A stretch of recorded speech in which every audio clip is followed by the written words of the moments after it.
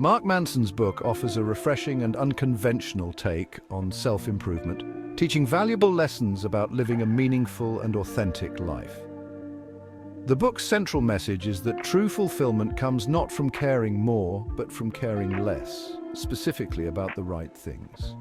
Through his candid, humorous, and often provocative writing style, Manson delivers profound insights that challenge conventional wisdom and encourage readers to rethink their approach to life. The foundational lesson in Manson's philosophy is the concept of selective caring.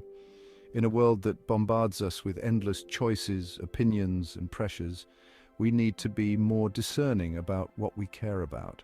Not everything is worth our time, energy, or emotional investment. Instead, we should focus on what truly matters and let go of the rest. By prioritizing our values and narrowing our focus, we can lead a more purposeful and less stressful life.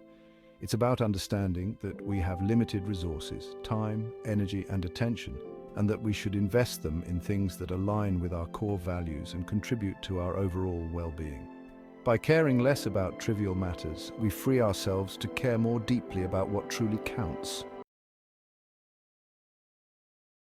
One of the most liberating lessons from this book is the idea that life is inherently flawed, and so are we. Manson challenges the conventional self-help narrative that encourages constant self-improvement and perfectionism. Instead, he advocates for accepting life's imperfections and focusing on what we can realistically control and change. It is a good idea to let go of the unrealistic expectations we often place on ourselves and others. Manson argues that by accepting our flaws and the limitations of life, we can reduce our anxiety and stress. Embracing reality with all its imperfections allows us to live more authentically and find contentment in the present moment. There is a crucial distinction between responsibility and fault. While we may not be at fault for the challenges and hardships we face, we are always responsible for how we respond to them. It is important to take ownership of our lives regardless of the circumstances. By accepting responsibility for our actions and decisions, we empower ourselves to create positive change and shape our future. We should recognize that while we can't control everything that happens to us, we can control how we react and what we do next. Taking responsibility is a key step toward personal growth and empowerment. 4. The value of suffering. Embrace discomfort.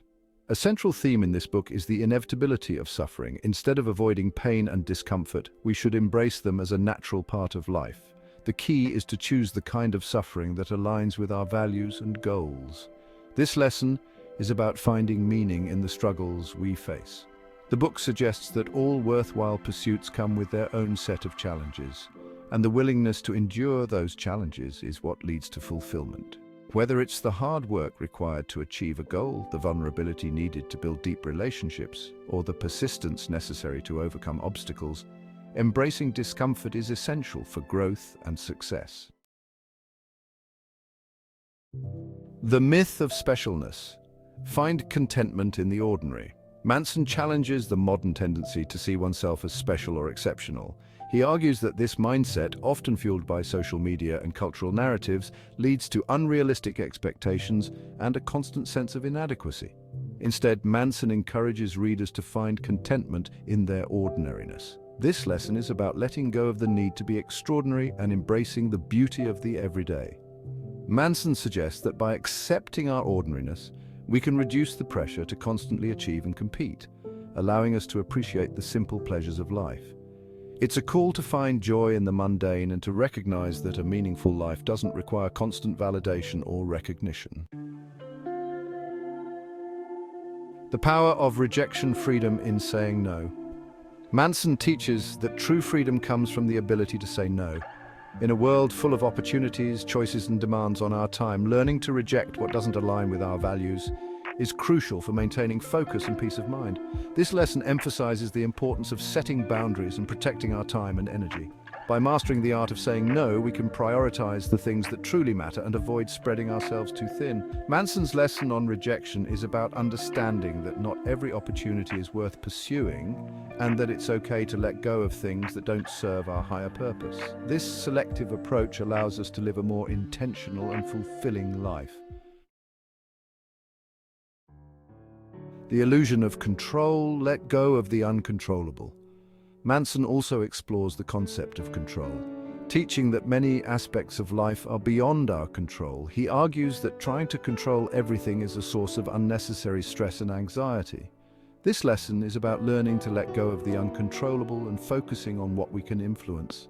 By recognizing the limits of our control, we can reduce our anxiety and stress and focus our efforts on areas where we can make a real difference. This lesson is a reminder that we don't need to have everything figured out or under control to live a meaningful life. Letting go of the need for control allows us to embrace uncertainty and find peace in the midst of chaos.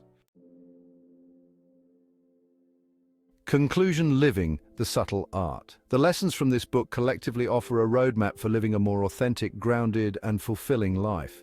Manson's approach is a refreshing departure from the typical self-help advice, emphasizing the importance of selective caring, accepting life's imperfections, taking responsibility, embracing discomfort, rejecting the myth of specialness, mastering the power of rejection, and letting go of the uncontrollable. By applying these lessons, we can navigate life's challenges with greater clarity, purpose, and peace, ultimately leading to a more meaningful and satisfying existence. Thank you for watching this video. Let me know in comments which book would you like me to summarize next.